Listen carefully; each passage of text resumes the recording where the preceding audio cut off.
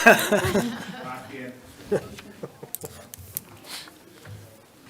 I should double check the email. It was just two. It was, okay. Okay. Sounds good.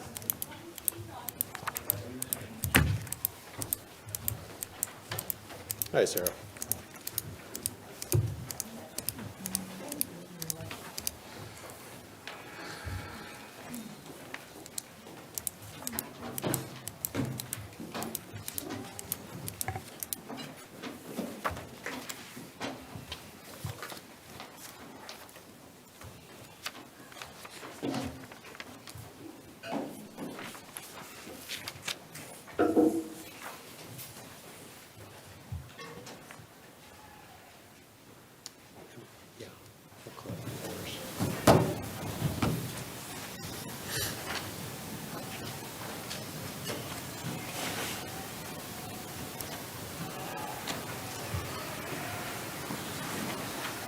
We good?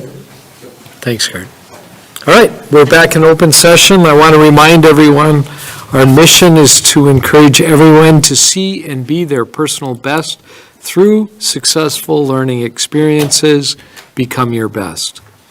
Item 6, adoption of the agenda and consent agenda is an order of business with identification of items to be taken off consent agenda for discussion or separate action. Need a motion? Make a motion, we accept the agenda and consent agenda. Second. All in favor, say yes. Yes. And now we need to consider the approval of the consent agenda as adopted. Approve minutes from the November 18th, 2025 Board of Education meeting.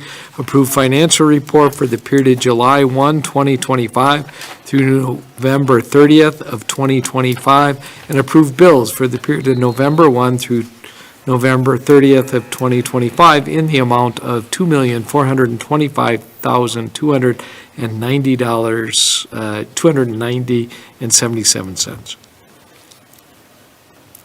I move we approve the consent agenda as adopted. Second. All in favor, say yes. Yes. All right, now we move on to board, district leadership, strategic planning, legislative update. Scott, take it away. Yes, good evening, everybody. Thank you.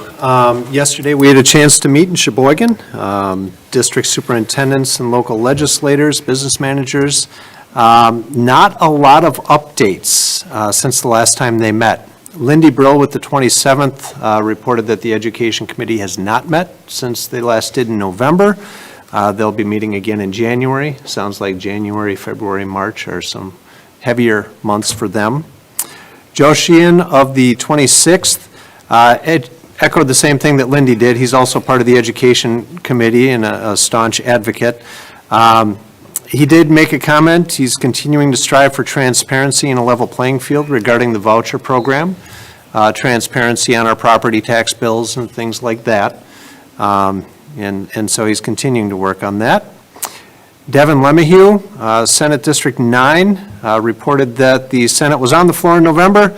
Didn't report any specifics about that, but echoed that January through March, they'll be back on the floor and, moving bills forward to out of committee and so on. So we'll look for more activity as we get into the winter months. One of the greater discussions that took place was regarding special education reimbursement. If you'll recall, special education reimbursement was increased to 42% this year from 35%. But again, that is a some certain amount, not a some sufficient amount. What that means is that there's a budgeted amount, and if the budgeted amount falls short of the needs, then the needs simply won't be met. All right? The initial reimbursement that came back was more in the, was it 35-ish? So there wasn't essentially that increase to 42%. Now, in meeting with the legislators, that report from DPI, they are stating was conservative, that they feel that as we go through the year, the reimbursements will be more favorable. We will see, but that's a significant impact on budgets if we're, say, 5% short of what the budget had pledged. And again, I say pledged, knowing that it's some certain, not some sufficient. So That's my report. Okay. Thanks. Not happy, but okay. All right, moving on, Panther Spotlight, Community Ed. What's this fancy microphone? I don't need Oh. to stand there, do I? I might start singing. That'd be good, yeah, come on. Something I like to festive? sing as I do things, so I'll just sing this whole thing for you. No. But yeah, so we are gonna just go through the KPIs and the action steps that we've taken so far, and how this year has started out, and what we project for the rest of the year. So, Great. first though, I wanted to do Let us meet the move. team. Let us move. Oh, yes. All right, we want to see your picture. So as you know, I'm Carly. I've been with Community Ed for 8 years. We have Jamie. You guys know Jamie well. She's the communications coordinator. She's been with the district for 16 years. She's split half with us and half with the district. Stephanie Newby here in the middle. She is an admin assistant, but I would really say a big bulk of her job, and I'd be lost without her, is the facilities coordination. So there's a lot that goes into that with all the outside groups and the district and making sure people get the spaces they need and when. Julie Frausto, she's been with Community Ed for 2 years, but she's been teaching fitness classes with us since 2018. And then Haley, she is actually downstairs. She's in the building, but she is teaching a fitness class right now. But she's been with us for 2 years. She's an admin assistant, but I would really call her more of our registration coordinator and our smiling face at the front desk, our welcome committee. So that's Community Ed, in addition to all our childcare folks and all our instructors and fitness center workers and big team of us. Just a few celebrations I wanted to touch on in the last year. We have offered 48 new classes in the past year. You're going to see that blue guide in front of you. That's our current course guide. That registration for that opens on Wednesday, so it's fresh. It's hot off the press. But in the last year, we've had 48 new classes in our 4 guides that go out throughout the year. We have increased our unique participants. So this is looking at 23 to 24 to 24 to 25 by 412 participants. So what that means is counting a person once. Throughout everything that we offer, we're counting everybody one time, regardless of how much they sign up for. We've increased that by 412. Our social media following has increased. We've gone up 25% with our followers on Instagram and 10% on Facebook. We've kind of been doing a big drive for that in the last couple months and just trying to get our publications out there in a different way, just seeing how people are getting their information, and doing some fun stuff, thanks to Haley, so. But it's getting noticed and we've got more followers, so we think that's great. And you can see here, we also did a new logo in the last year. We think that, so the old logo is the one on the left with the schoolhouse, and then the new one is with the blue and the orange. It just encompasses a little bit more of what we're all about. And the fun part about it is that it was designed by one of our childcare workers who was a Plymouth grad, who also was a high school helper in our childcare program when she was in high school. So went for graphic design, got her degree, came back, worked with us part-time, and she was also in a graphic design job part-time. So she helped us out with that, and now she's working full-time in graphic design. But that was a fun project to do with her. Jamie really spearheaded that with Lexi. So jumping into our first KPI, that was to increase community ed and rec class participation by 5%. So why this KPI matters, what community ed offers helps draw families to the area, which is important as we're looking at our enrollment. Learning is lifelong, and we offer opportunities for all ages. We help keep people moving in support of the district value on wellness. And we collaborate with local partners seeking opportunity to meet unfilled needs in our community. So you will see here the numbers on the left. These are right off of that the one page or the front and back pager that we have. Those are our numbers over the course of the last few years, and the goal on the right of 4,185 participants. Now, I talked about unique participants. when we talk about participation for the KPI, this could be, this is more based on the number of registrations that we have. So someone could register for a fitness class, a wellness class, and be a fitness center member, and they're going to get counted 3 times. So it's not a unique participant. We're just across the board seeing how many touch points that we have in the different areas.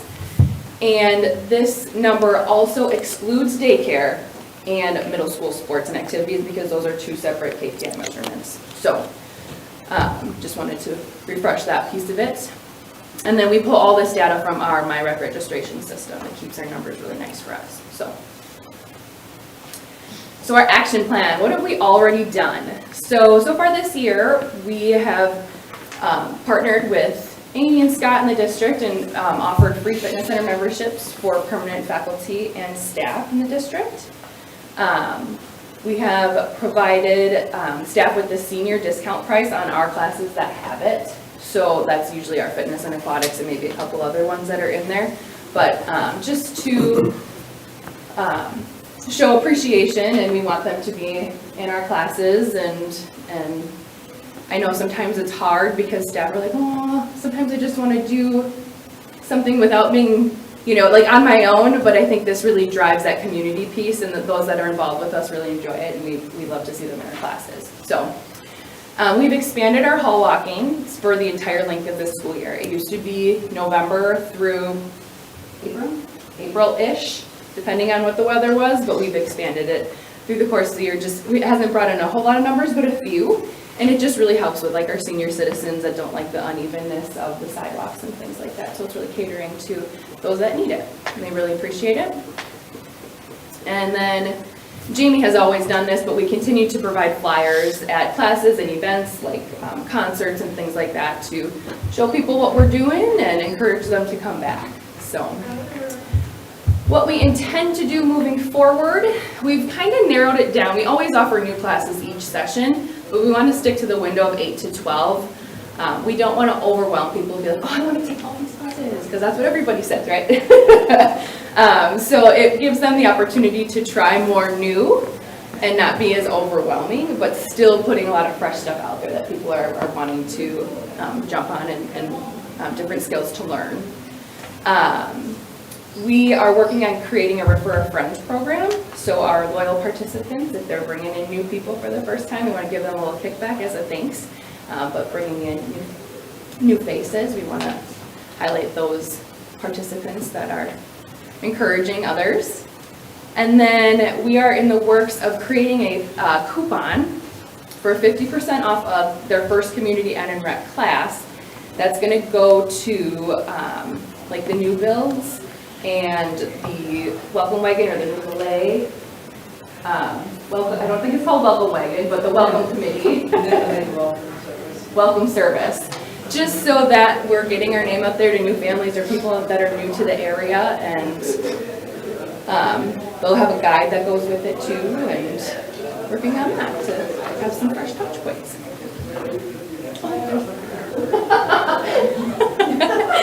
Are there any questions on class participation on that one for community ed? Okay, now we get into the child care piece of it. There might be a few more questions with this one.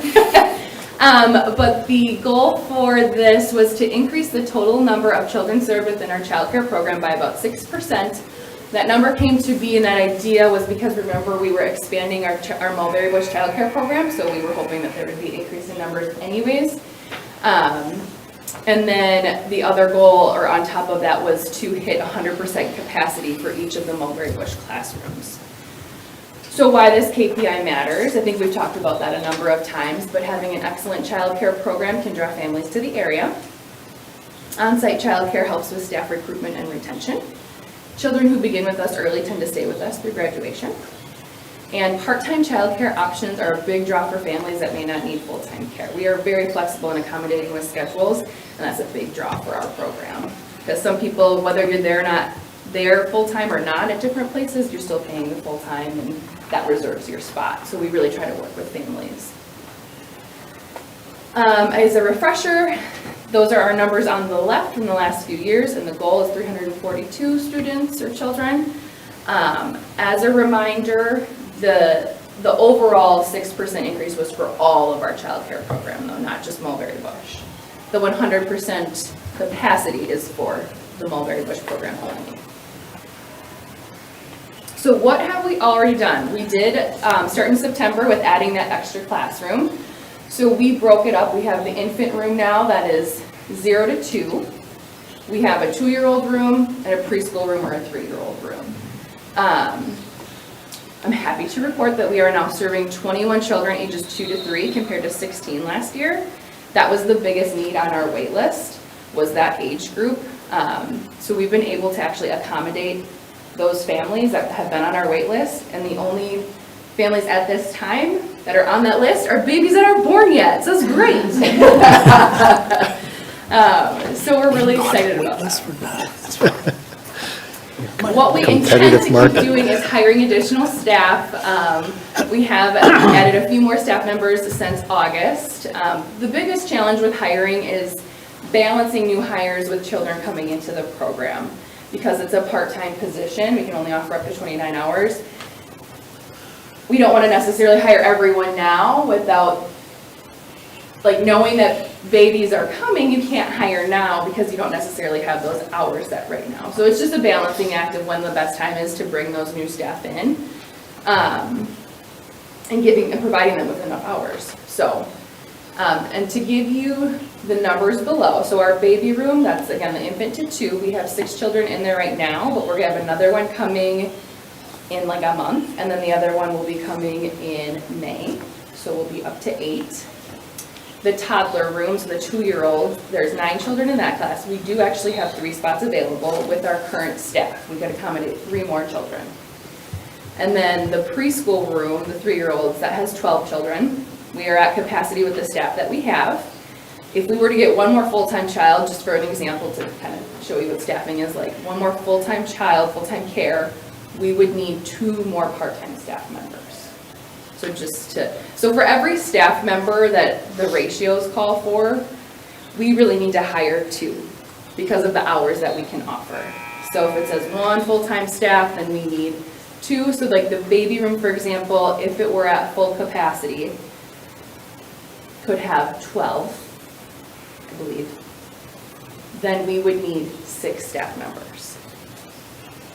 So we don't need to get into the weeds of all of that right now, but with staff that we have, we're doing really well. And again, really the only space, we cleared out that wait list, and we have a little bit of room in that toddler room. That's kind of the bottom line. So we will have 29 by May for sure, and more could come in before that. And our capacity is at 36. We could take on 36 children in our Mulberry program based on space. Again, staffing will go with that, but just to give you an idea of numbers. So wrapping up, we feel really good about the direction we are trending, and we think we're going to be able to hit our goals. As a token of appreciation for supporting us, you guys do have a Community Ed and Rec gift card you can use. You have a whole year to use it, so it doesn't have to be right now, no pressure, but that also helps us in reaching our goals, and we really appreciate all that you do. Any questions?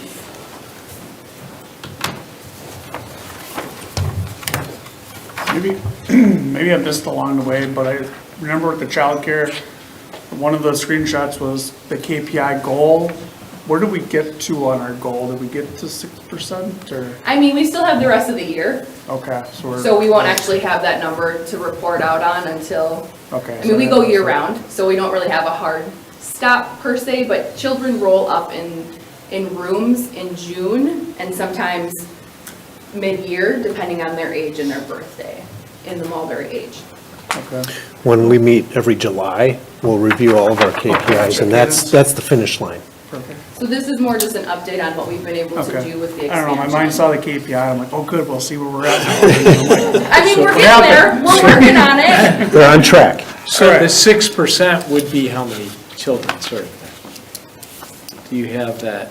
342. Okay, all right. But that's the total, okay, all right. Yeah, and then we're looking at Mulberry Bush. That's where I got it. Yep. Right. Okay. So the overall 6% is again the whole and the goal was 100% capacity for each Mulberry. So right now with that goal, with the staff we have, we are at that in the baby room and the 3-year-old room and working towards that in the toddler room, the 2-year-old room, with our current staff. With the current staff, that's what's driving that capacity. Correct. But And we we're- have space if we had more staff. Correct. We still have the space. Yes, so we could add more children. Luckily, we don't have that long wait list at this moment. And some of those kids could have aged out into like the Berry Branch program. They could be at that 4K, so they're in that program now. But the families that we did have, we've been able to accommodate. So, I know it was a big drive for us in expanding. How do you market the availability for childcare? Do you want to answer that question? So we have not marketed Mulberry because there was no capacity, so Right. it didn't pay to tell people, hey, we got this great program that you can't participate in. So that part of it we haven't done for a few years now, so it's exciting that we're finally going to be able to do that again. For the older kids, the in-school, the on-site in-school age, like 4K up to 4th grade, we have a very nice brochure that we have out. We do, at the beginning of the school year, at the sneak peeks, there's always a child care table that's there to answer questions. We'll have people also at the 4K and 3K info nights to answer questions for families. Those are probably the main things that we do. And then we have a 3K program that we promote pretty heavily once that registration opens in January. Can kids be added like right now, Yeah. at any point in time? If the room, like, we have kids that add an extra mile regularly throughout the course of the year. Even like as families, if they get different jobs or their schedule changes, we can accommodate those kids. We hadn't been able to with Mulberry, but now if families approach us, we give them tours and Karen works with them and we see what we're able to do. So I'm just kind of thinking like a social media campaign or something, because I'm sure, like you said, there's growth there. I think the school district has pretty good growth as far as people checking whatever the school district puts out, but if people knew, I think you'd probably have the elimination of those vacancies. I don't know if at least I've never seen anything. I have kids that age. I was gonna say, do you have kids that age, that they're going on the wait If you were list? lucky. Is there something you haven't told us, Dave? You don't have enough? Any other questions? Thanks, Carly. Thanks, Todd. Thanks a you for lot. what you Todd. do. Thanks for coming, Thank you. everybody. Thank you all.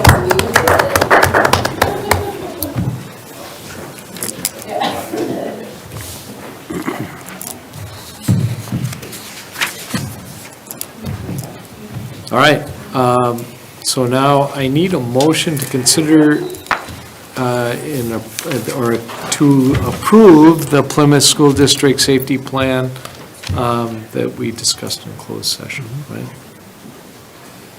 So I need a motion. Make a motion to approve the Plymouth School District Safety Plan? I'll second. All in favor, say yes. Yes. Opposed? All right, it's done. Thank you. Finance, Buildings and Grounds, consider approval of the MDR offers consulting project proposal. Scott, we talked a little bit about this. Yeah, thank you. We spoke about this last week, and then there were some follow-up questions regarding neighboring districts. Sheboygan Falls had utilized them, so I reached out and chatted with Zach Pethin over there. I also spoke with Nick Johnson, who would be doing the actual work for MD Roffers, spoke with him at length. Also spoke with Tim Blakesley, city planner for Plymouth, because they had just done a housing study as well. Really good conversations. Backing up then, Sheboygan Falls, Zach reported, again, they did the work in 2022. He was very impressed by the thoroughness of their study. You know, again, interviewing mayor, council, you know, developers, all those types of things. One of the questions that Zach had was how they incorporate open enrollment in and out into their formula, and then how closely they look at the specific style of homes that are built within developing subdivisions as well. So then when I chatted with Nick, who's actually doing the work, I posed those questions to him, and he assured me that all of those are part of their algorithm. It is extensive data gathering, interviews, and all of those things are taken into account. You know, females that live within the city limits, ages 25 to 44, where are they living, where, you know, all of those types of things. So I was impressed by the thoroughness. And again, reports beyond Sheboygan Falls from other districts that have used them throughout the state have come back very favorable. Zach from Sheboygan Falls said it's really too early to see how accurate their forecast has been because they're 2 years in-ish. When I asked Nick about the accuracy of their projections, he said that each year annually they look back at the districts they've done work for to compare the numbers and see where their forecasts were. And he said they're usually within 1% of the actual. In chatting with Tim Blakesley with the City of Plymouth, their housing study, while similar, was different because it was around needs of housing, which is related to enrollment, but not the same.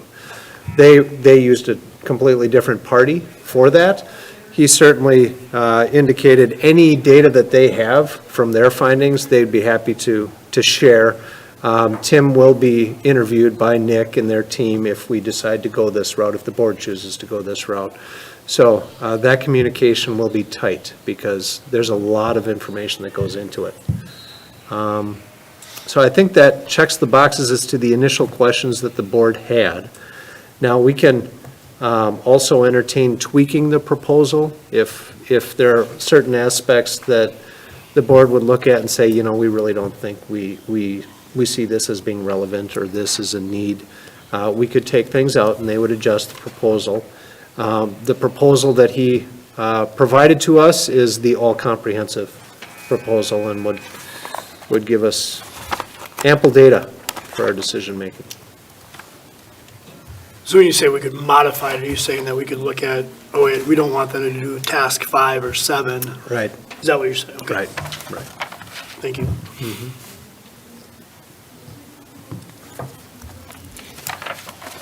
Other questions? And is this something, I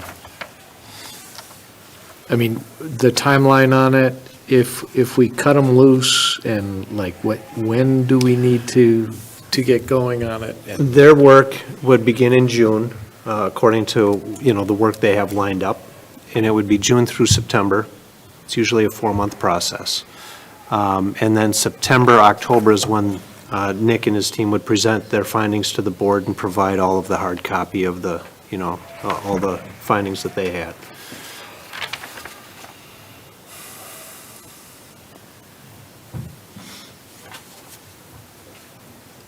Other thoughts, so June would be when it would kick off. Yeah. So do we give them a go-ahead at this moment, or? If the board would choose to go ahead with the proposal, they would send over a contract, which I would sign on behalf of the board, Okay. because it's been approved at that point, and then we're locked in for their work to begin in summer. And that initial work is a laundry list of data that they'll need from us to begin, Sure. and then they go from there.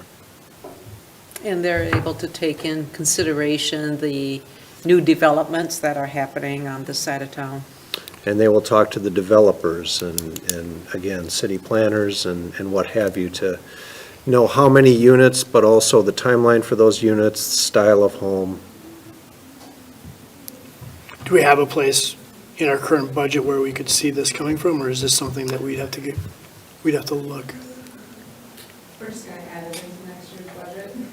Are we? Yeah, I mean, Scott and I had talked about this after the community meetings and felt that this information is really important to have as we talk about restructuring and, you know, any kind of proposals or designs. To have this information would make all of that a lot easier. So, you know, and during the audit that we have next year, I can set aside those funds as restricted for this. into the following year. I think that the cost of it is well worth the information that we would receive, just like I said, in helping us plan in future years. Does it help us understand like where the largest child population is going to live in the city of Plymouth? Like, is it gonna be very central out to Parkview because of the Cascade? Will that always be the fact? Will it be more Horizon because that's where all the new subdivisions are being built? Like, because like if we go all the way back to where we started this conversation was, of course, the closure or changing of the schools, right? And so it really has to provide guidance to that element and. Yeah, and what they do is they divide up our entire district into 70 what they call neighborhoods, and they will take a close look at all of those neighborhoods. He described it as each of those neighborhoods is a piece of the puzzle, and they will provide specific data for each of those, building in then geographically, how does that feed into our schools currently, and what makes more sense moving forward. So it could be some realignment that would Could be. answer some of the questions. Could be. Could be, yep. And we're looking at this from an enrollment standpoint and a structuring standpoint. A lot of districts use this information not only for that, but as they are entertaining moving into a capital project or referendum and the needs moving forward. Now, we're not doing that, but that'll be at some point down the road as well, and this information may be useful at that point.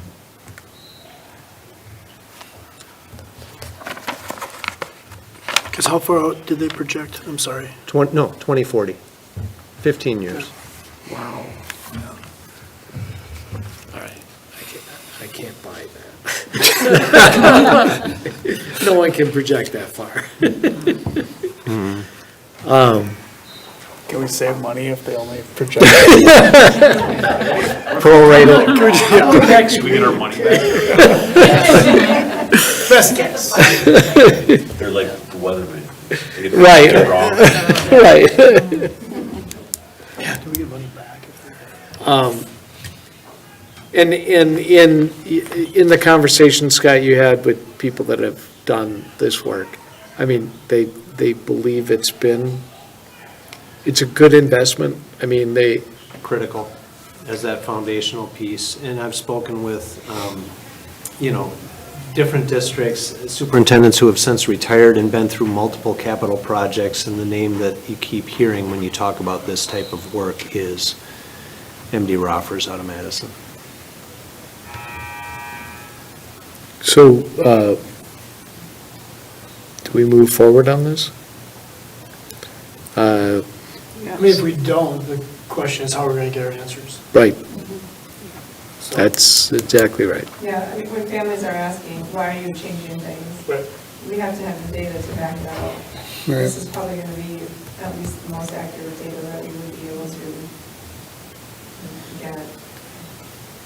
So now we won't have results until next fall, correct? So then that kind of, are we, everything else we've been doing on hold? We are committed to our current structure for the 26-27 school year. Okay. So any work we begin, again, if we pick that baton up again in fall, now we're working more toward 27, 28. 28? Yeah, Oh, my gosh. All right. yeah. 2040 is I know. coming pretty quick. Yeah, it is. All right, I stand corrected. Could we, I know as part of the community conversation, the thought of a 4K or a full day 4K kept bubbling up over and over again. And I know we said that would be separate from the enrollment decision, so is that on the Yes, meeting? it is still separate, and I have, we have a team put together. We actually, last week, Friday, a group of us met virtually with a close-by district that offers the option of part-time and full-time. And so we're setting up where they're going to actually go and visit and see that in action. So we learned a lot about that. We have a few other that I'm in the process of setting up with different districts that offer where you have like one section of 4K and, just the logistics of who gets to be in that one section. I'm interested to see how that works. So we have quite a few different sessions set up with people And then that committee, we have different questions that we're looking to get answered to be able to provide what would make most sense within our district So- and how we can make it happen. But to Janelle's That would move point, forward sooner than this. would they be able to model that? If we, I mean, I don't know how good they are, but if we did offer all-day 4K, can that influence the model? Can they show us, oh yeah, you do that based on our information gathering, this is what the trajectory would be. That would be powerful if we could get that. Or Or, childcare. yeah, right? childcare. More increased childcare. That's the modeling I would like to see. So, all right, and we can, I mean, we can still have discussions with them about specifics, or are we locked in with, they'll send a, Based on your guidance tonight, I mean, if you want to go with the proposal as is, then that would be my feedback to them. They would draft that contract and send it over. Do you know, Okay. did Falls use all 8 tasks? That was For my their- that was my understanding. I don't know what we would hive off. We could- No, I don't either. I don't know.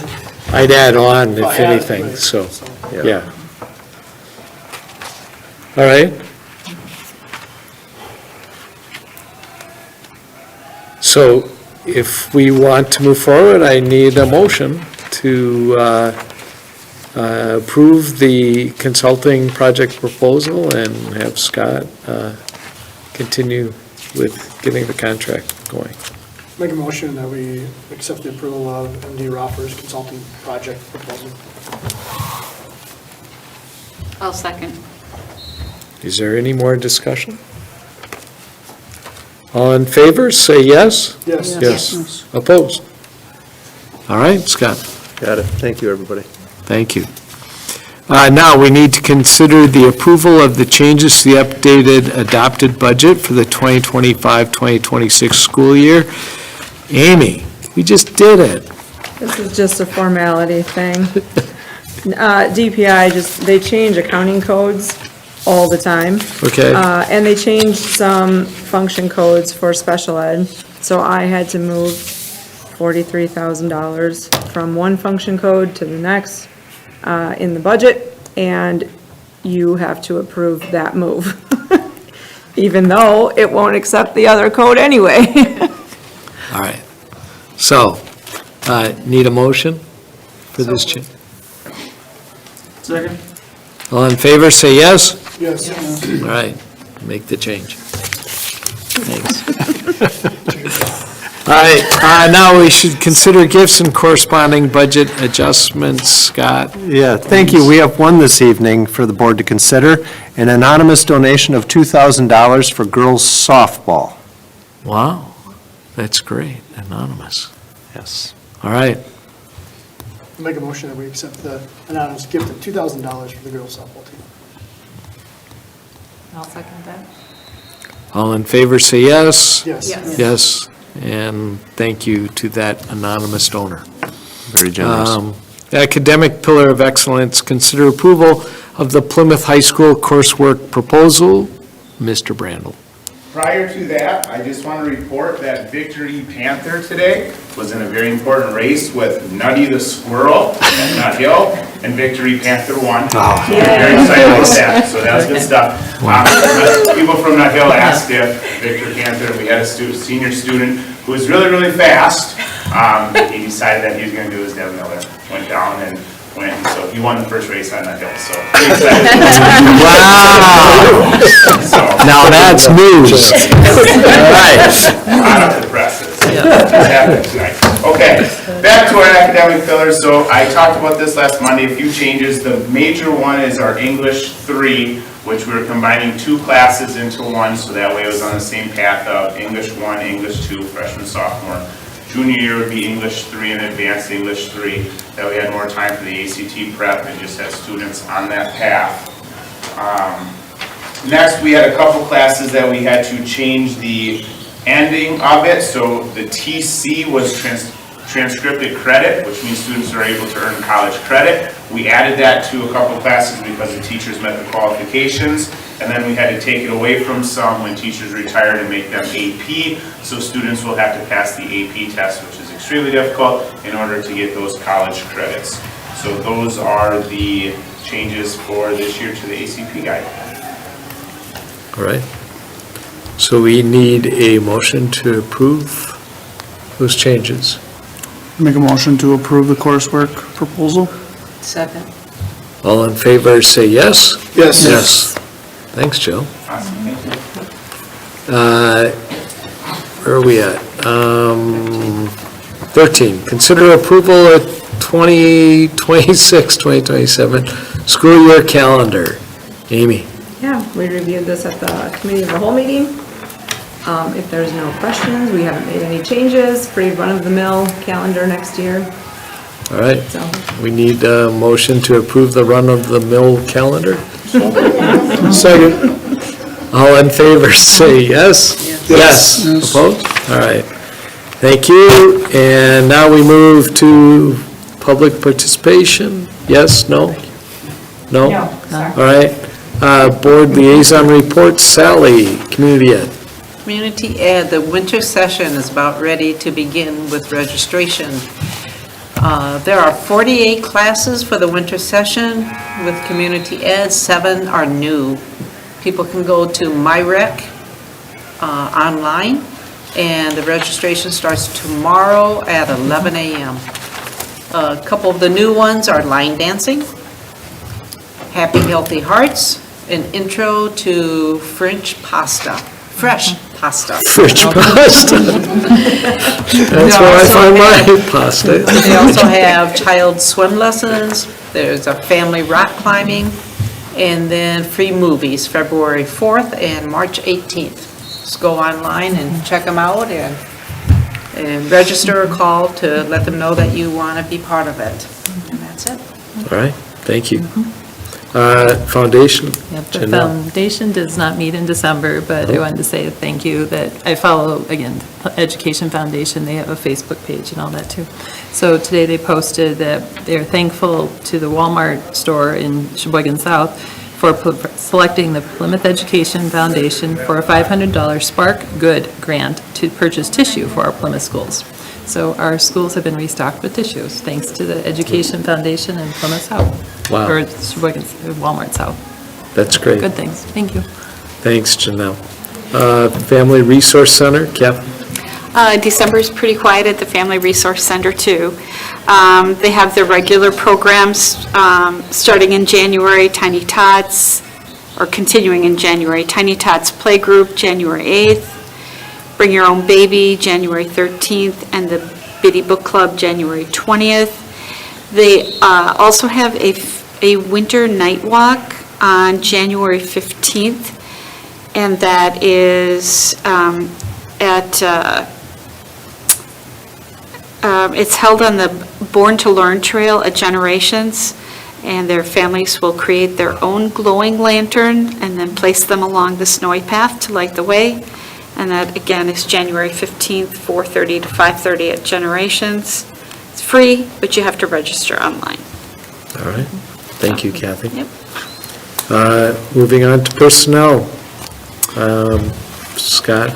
Yeah, we've got a few for you. We'd ask the board to consider the retirement of Sarah Mackey, English teacher at Plymouth High School. Sarah has been with the district for 25 years.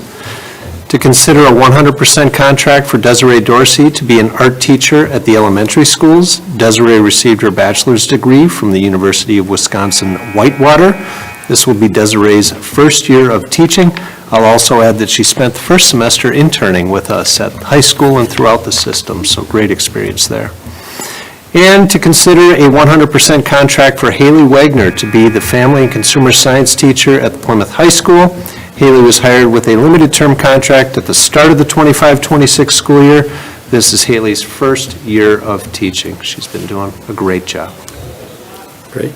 So I need a motion to consider the retirement and the two contracts as stated. So moved. I'll second. All in favor, say yes. Yes. Yes. Opposed? All right, and then support staff. Support staff updates. Jason Schilling has been hired as a custodian at PHS. James Gatz has been hired as a custodian at Plymouth High School as well.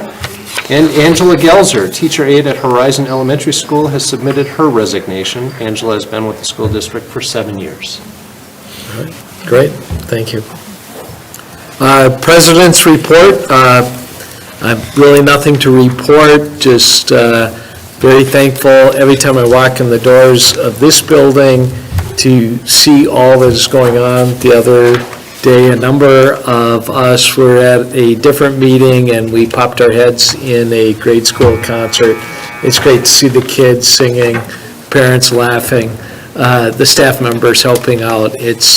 We've got a great community here, and it's the holiday season, so thank you to everyone for making this a great place, and Merry Christmas to everyone, and Happy New Year. And with that, Scott. All right, I've got some celebrations, and some of it's just reiterating some of the things you said. Last week, Fairview, Parkview, Horizon concerts took place. Congratulations to Mrs. Early, Mrs. Sawyer, and all the staff and students for these performances. Truly heartwarming and brings the community together, families together. It is fantastic. Riverview's musical, Elf Jr., took place Friday through Sunday last weekend.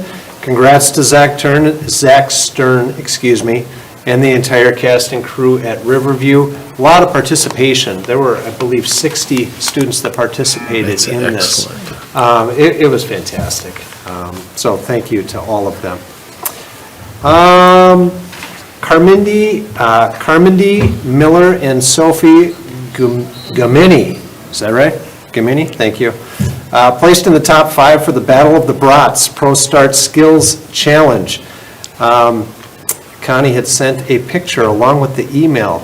It was quite the creation. It looked fantastic. It was loaded twice-baked potato brat, if you can picture that. And Loaded I think it lived up to the billing. The way it looked. It was fantastic.